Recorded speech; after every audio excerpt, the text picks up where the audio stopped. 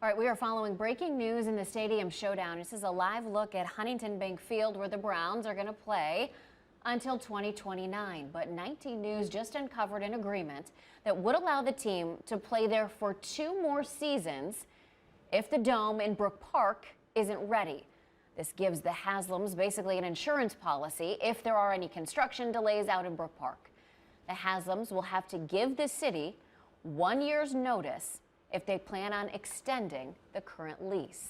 That's big news, and it came out of the agreement between the Haslams and the city that they signed today, with the final settlement to follow. Here's what else is in that agreement. The Haslam Sports Group will, in various increments, give the city $100 million, including paying for the demolition of the stadium on the lakefront. Now, after this news today, we don't know when that may be. Some city council members are against this. Council President Blaine Griffin has even ordered the law director to stand down on dismissing the lawsuits between the city and the Haslams. But a spokesperson for the mayor told us today the law director has the overarching authority to settle claims.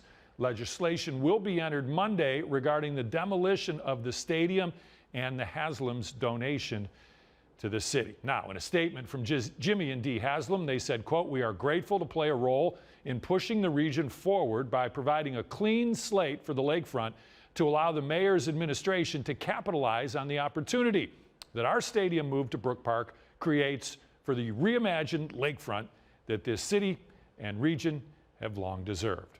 A lot to talk about with the Stadium Showdown. The $100 million deal between the Haslams and Cleveland's mayor clears the way for that stadium in Brook Park.